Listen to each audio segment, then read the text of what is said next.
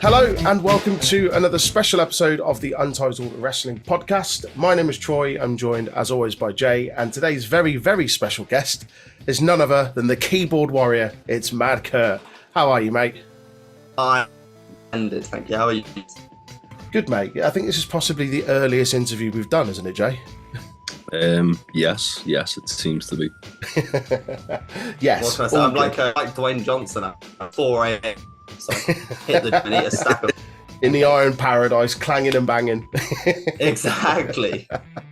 Good man, good man. How's things are you? Because you seem to be all over the place. You've had quite the 2022, which we'll get into, and hopefully more of that this year. How's things? Are you keeping all right? Yeah, wonderful. I just keep sort of to me, and I'm not for the ride. I respect it. Just every now and then I'll get a message like, "Hey, you want a childhood hero?" And I'm like, "Yeah, go on." I got nothing else on. Why not? Free it up in my schedule. Yeah.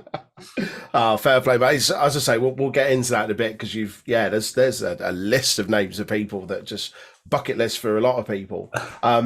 We usually kick things off with a how did you get into wrestling? What were your earliest memories of wrestling, and what kind of made you want to become a wrestler?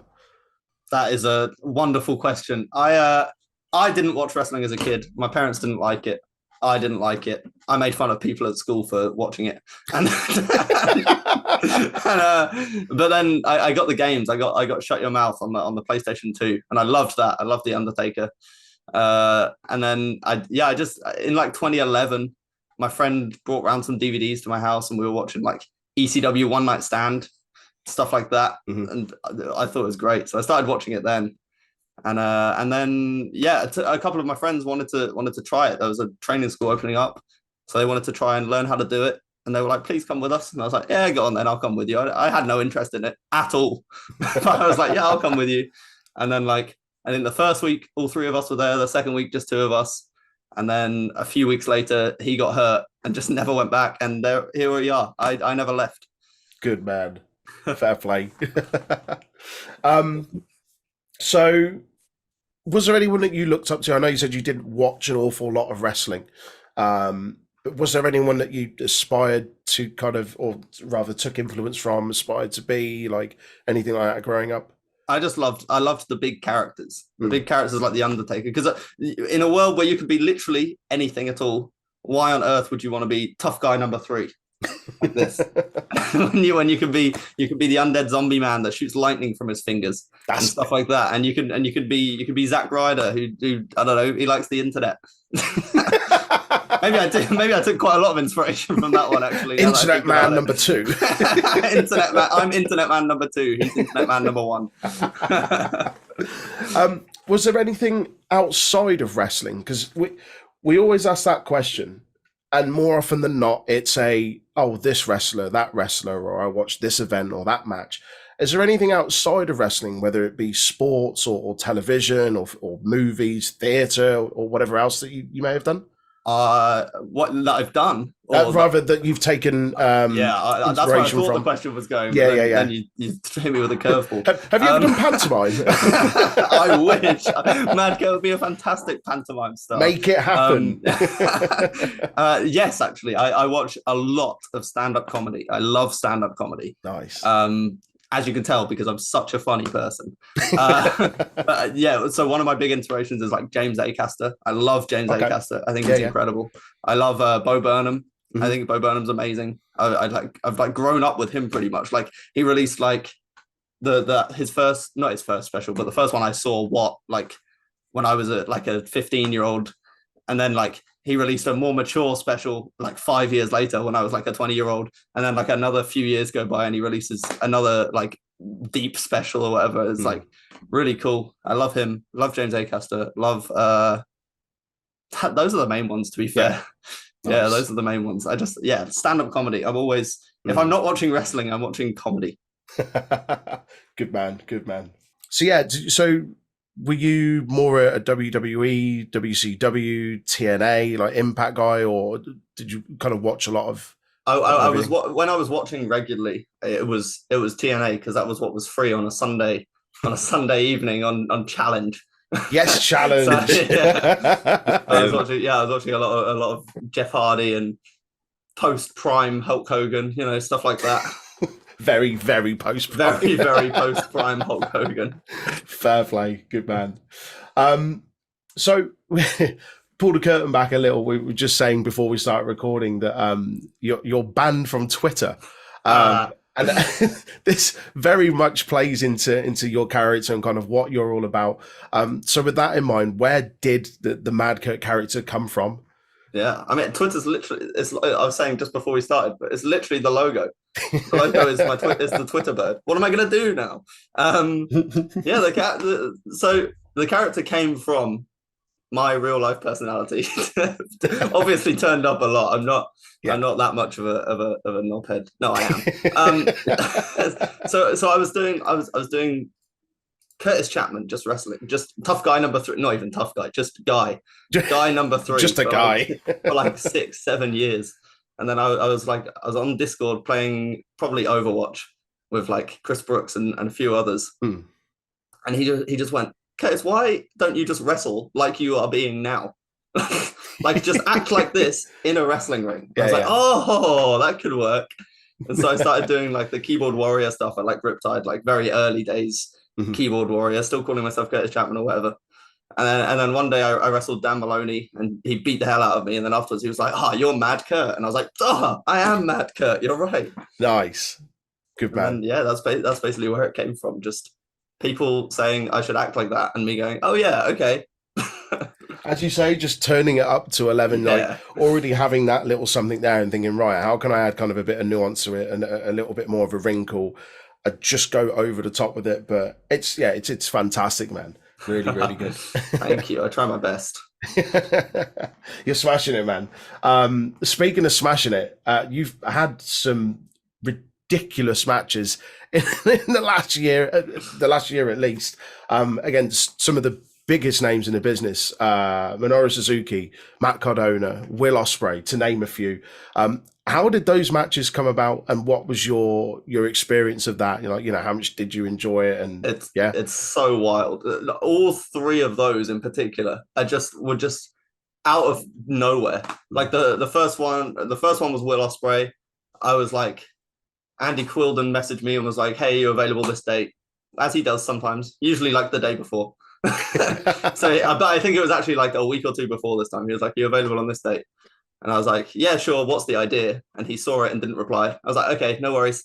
And then I think like 2 days before the match, or like a week before the match, something like that, he just put the graphic up, and I'm getting messages after messages, like constantly being like, Curtis, that's crazy, blah, blah, blah. That's so good. And I'm like, what's so good? I have no idea. And then I went and looked on Twitter. I was like, oh, I'm wrestling the best wrestler in the world. Fair enough. Okay, no worries. And then like the Gangrel one, I'd never worked for OTT before. Right. I was on a night out with some of my friends, so it was like 1 a.m. No idea why he was awake, but Joe from OTT messaged me and was like, hey, maybe we could do something with you in Gangrel. I was like, yeah, maybe we could. Yeah, absolutely. What a surreal message to get at like 1 in the morning. Just literally like just 1 a.m, hanging out with my friends. I was like, yeah, I guess I could do something with Gangrel. And then like the Matt Cardona one I actually asked for that one because I think he was meant to wrestle someone else, but like he wouldn't do it, or like he couldn't do it, something like that. They couldn't do it. Something happened where they couldn't do the match. And so Jay, the TNT promoter, was saying like, he doesn't actually have an opponent at the moment. And I was like, well, obviously it has to be Keyboard Warrior versus Internet Champion. Of course it does. And he was like, oh, that's actually so good. I'll message the guy and see if we can set it up. And then they announced it like a week later. I was like, fantastic. It writes itself. It's perfect. Yeah. And what about Suzuki as well? Because of course that happened as well. There's so many I forget. Yeah, that one was incredible as well. All of them are just by accident. So yeah, that was Andy Coulden again, right? Rev Pro. He messaged me being like, "You're available this day, this day, and this day." And I was like, "He's given me 3 dates in a row. There must be some kind of plan." So I was like, "Yeah, sure. What's going on?" And he was like, "Well, this day you're wrestling this person, and this day." And then he was like, "Yeah, this day you're gonna wrestle this person, and then in the main event, someone's gonna be beating up Minoru Suzuki, and you're gonna make the save." I was like, "What?" Right?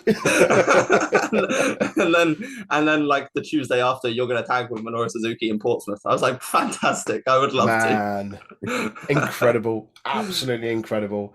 It looked like a hell of a laugh. Like I saw some of the pictures that came out from that. I think it's the one where you're throwing the dab on him and he's just looking thoroughly unimpressed in the background. He was like, that was his idea. He wanted to do that. He was like, how about like you dab and I just won't. And I was like, okay, sure. Okay, Minoru Suzuki, I can do that. Yes, sir. Thank you, sir. That's incredible, man. It's so good. So your overall experience of that was just, as I say, bucket list sort of stuff. Like, yeah, just every single one. Like I got into wrestling real late, 2011. So Zack Ryder was one of the best people I was watching every week. I loved him. So like the wrestling him was fantastic, and just the fact that it was like on that weekend where like I wrestled him, DeReese wrestled him, Dan Maloney wrestled him, all in the same weekend. It was we were there cool. for it. Like, we were there for the whole thing. We saw it, man. It was incredible. It was so wild. I loved it. And then obviously Gangrel, like wild.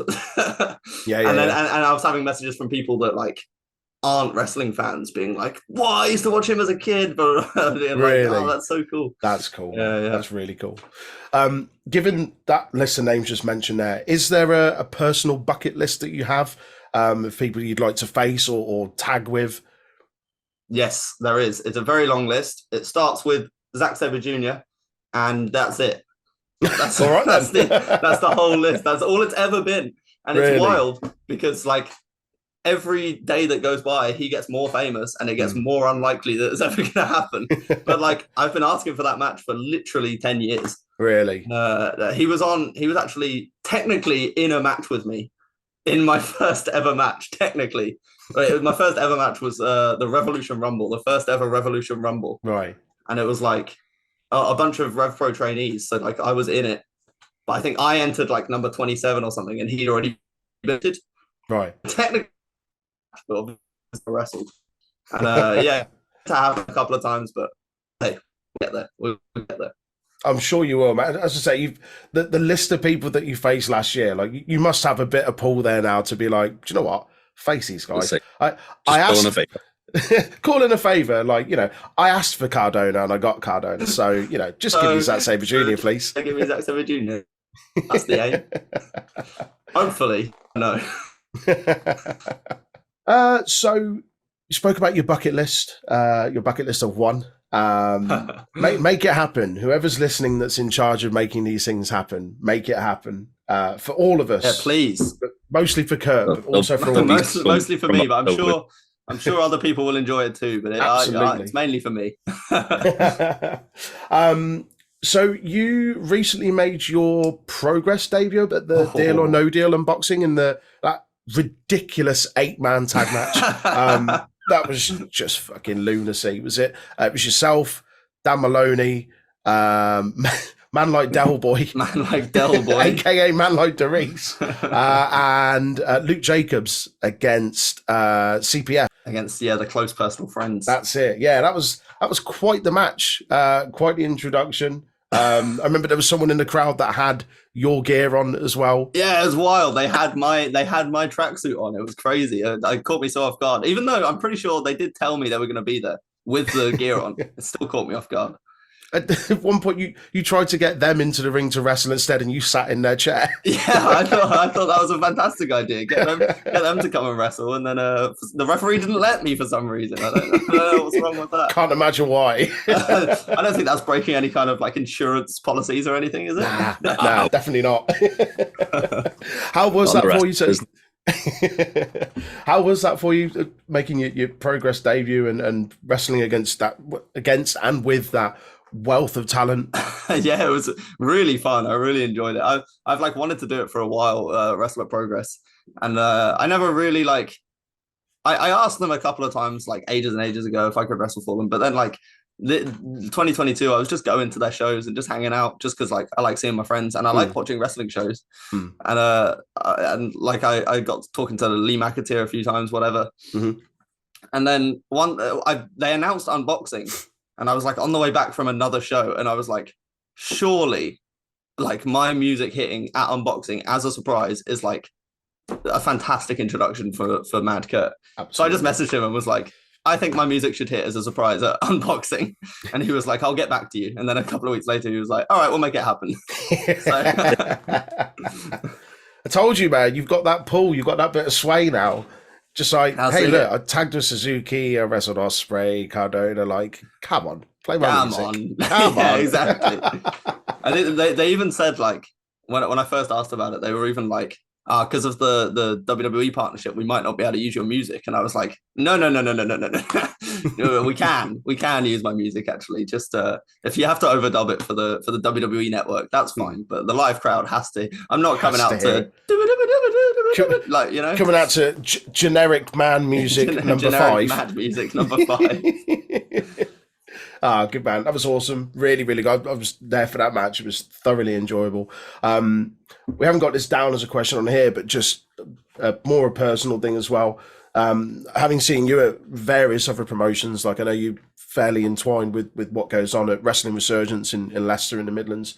That's always enjoyable to see you there. I think you were, last time I got a chance to saw you there was at the Rumble they did last year. Oh yeah. That was a good fun show. I enjoyed that one. You got the low blow on, who was it? Tommy Kyle. That's it, Tommy Kyle. Yeah. Tommy Kyle. Yeah, it's always fun to see that. I think your character works anywhere really, but I think with Resurgence, like it's a really good place for that. So I'm looking forward, hopefully, to seeing a lot more of you there. Yeah, hopefully I'll be back. I love Resurgence. It's always like a fun creative outlet for me because they're so open to ideas and stuff. And usually they give me an idea and I'm like, absolutely, I'll do that. Sure, why not? Yeah. But like, so if I turn around to them and I'm like, oh, hey, what do you think of this? They'll usually be like, they'll either be like, yeah, let's do that. That's great. Or they'll be like, I like it, but can we do this with it? Or like, it's a great little creative process. Yeah, really are. Really, really good guys there. Have you got any other like promotions that you enjoy? Like, obviously, well, I hope so. You enjoy wrestling at any promotion you're at, but are there any kind of in particular that stand out, or any that you haven't yet wrestled for that you would like to? No, I don't enjoy wrestling anywhere. I hate it. No, that is a wonderful question. I love all the promotions I worked for last year. I had a great time at all of them. I want to wrestle at Pro Wrestling East some more. That's good fun. That's just like a family show in Cambridge. Great fun. WrestleForce, I like. I want to wrestle WrestleForce some more. I love a good family show because I love. Obviously, it's so easy to get complacent when I'm wrestling at all these like internet crowds that know who I am and my music hits and they're like, yeah, singing along. But it's so much more of a challenge to wrestle in front of people that have never seen me before when I'm the way I am as a person and I have to try and make them like me. I'm trying to think of promotions that I want to work for OTT more. Obviously I only did one for them, so I would love to do more of those. And then I guess All Elite Wrestling is the next one, really. Of course. I just want to wrestle any and everywhere. Any and everywhere is the aim. I know, Jay, you and Tasty, the other guy, one of the other guys that we do the podcast with, are very much into what Wrestle Island are doing or have been doing. I was actually love to see it Wrestle Island. With this being a family show as well, I think that'd be like cool. Yeah, that'd be great fun. I see their stuff on Twitter. Well, I don't see their stuff on Twitter anymore, but I used to see their stuff. You're not allowed to now. I'm not allowed. Yeah, they're insane. Some of the stuff they do is just like, how do you even think of that? Oh, that's great. Yeah. Oh, I love that sort of stuff. So we spoke about kind of places you'd like to wrestle, promotions and whatnot, and we've also spoken about your one bucket list. On the whole, what are your goals and aspirations for 2023? As I say, you ticked off an awful lot of stuff last year and it was fantastic, and hopefully something to build on for this year. What would you like to do this year? Where do you see yourself going? What are your aspirations? Yeah, well, I don't have any like specific goals for the year really within wrestling, just because if you had asked me the same question at the end of 2021, I wouldn't have said any of the things that happened in 2022, and yet it was the best year of my career. So I'm not going to say anything specific. Just like I want to make something like a cool promo, a cool match, a cool like something good that I can be proud of. I want to make something. And I want to, just more of the same, more mental messages at 1 a.m. saying, hey, do you want to wrestle I don't know, Batista.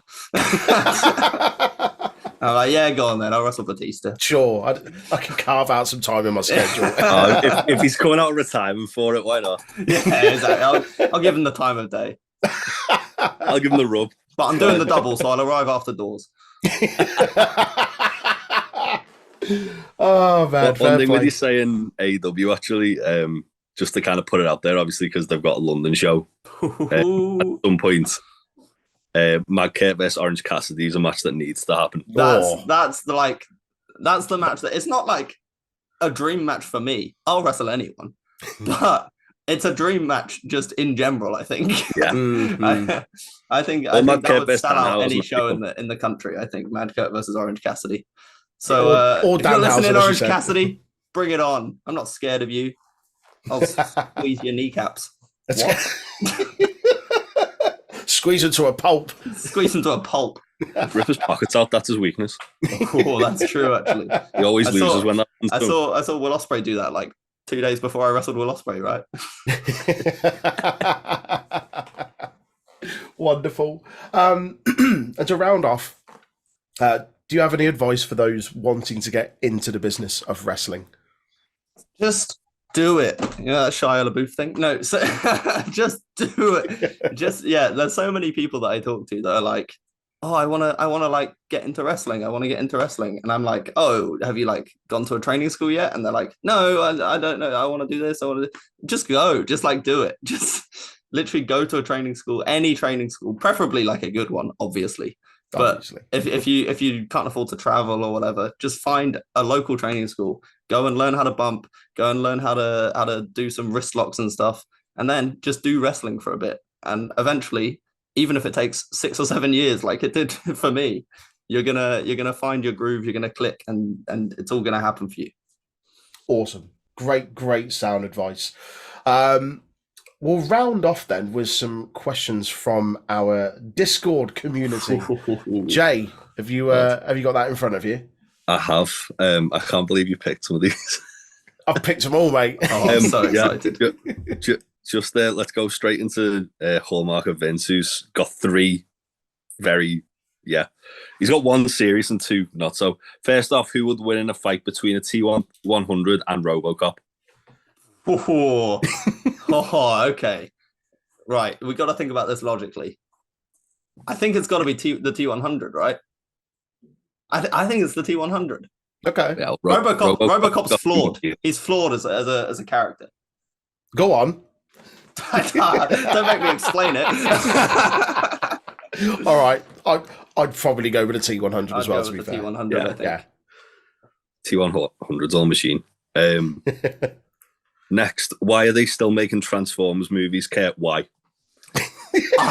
I'll be honest, I didn't even know they were still making Transformers movies. If you turned around to me, if it was life or death, gun to my head, and you said how many Transformers movies there were, I think I would say 3 and I would get it wrong. Is that like how many are there? There's been more than 3 now. You include the spin-offs, what? 5? And there's another one about to come out. There is, for reasons.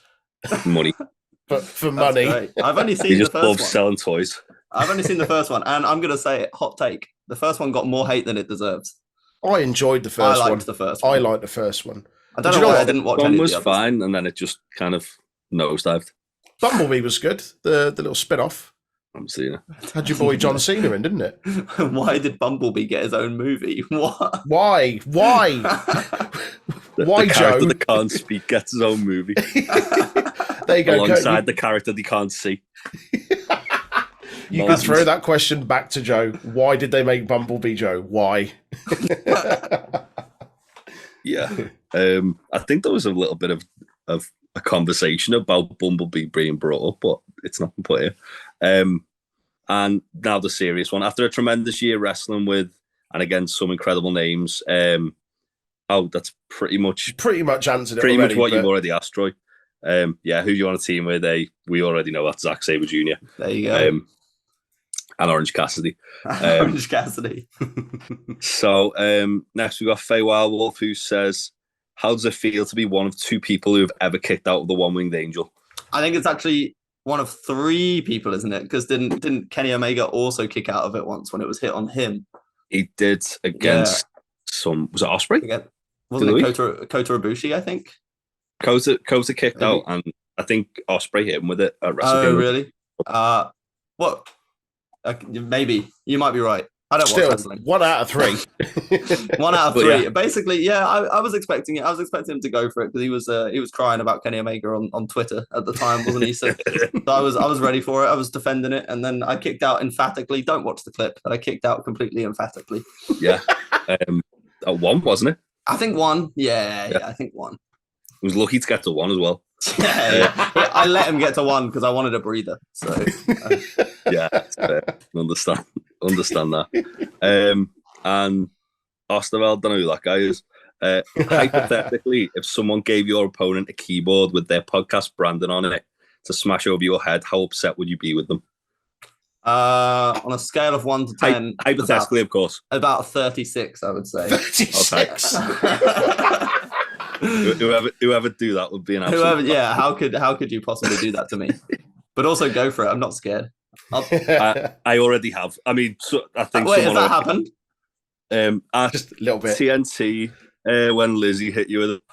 Oh, you! Oh, I tell you what, you saved our skins that day because me and Lizzie had been going back and forth for weeks about how she's going to hit me in the head with a keyboard, blah blah blah blah. And then I got to the show, and then we're like putting together this match, and like 2 minutes before we go out, I go, hang on a second. I don't have a keyboard. I haven't brought one. And then, so I came out with this like pink chair or something, and then someone had the keyboard in the front row, and we were like, oh my God, we have to get that. Yeah, I got it. I passed it to my friend who was like at the front. I was like, give that to Lizzie. That's fantastic. Yeah. Thank you for that, if anything. Thank you for letting me get hit in the head with a foreign object. A branded foreign object. Anytime, mate. Anytime. And finally, what makes you happy, Kurt, and what makes you sad, Kurt? What makes me happy, Kurt, and what makes me sad? I'm always happy, Kurt. I don't really have any negative emotions. You know, I'm sort of a perfect human being. So yeah, I think what would make me sad, Kurt, is like hypothetically if maybe I was banned from Twitter or something like that. That would make me sad. But right. other than that, I'm all good. Mess up the whole brand, wouldn't it? Yeah, it would mess up the whole brand. It would be really upsetting, really, wouldn't it? Lose the majority of my followers. Can't sell any of my merch anymore. No problem. No problem. It's fine. We move on. Hypothetically, of course. Of course. Of course, yeah, hypothetically. Oh, mate. Well, it's been an absolute pleasure to have you on the show, man. I really, really appreciate you taking the time out. Looking forward to seeing more of what you do this year. Hopefully, more bangers, more bucket list matches, and just more general madness from yourself. In the meantime, where can people find you on social media? Hypothetically, if you're not banned or anything. If I'm not banned, you can find me on Instagram at the Mad Kurt. You can find me on TikTok. I'm into TikTok now. I'm a TikTok man. Probably the Mad Kurt as well. I don't know. And you can find me on Gmail, madkurtpw@gmail.com. You can find me on MySpace at the Mad Kurt. Big Cartel, madkurt.com. Twitter at the OJMO. And I think that's it, really. Oh, outstanding. Thank you so much. Thank you. Thanks. That wraps up another episode for us and another special, fantastic interview. If you don't already, do drop us a follow on our social media outlets. We are on Instagram, YouTube, and Facebook at Untitled Wrestling Podcast. And we're also on Twitter, Twitch, and Discord at Untitled Rest Pod. And we're also at Shop UWP, Big Cartel. So have a look because there's some good merch on there. But yeah, until next time, thank you for listening, watching, however you have ingested this, and we will see you next time. Bye. Bye.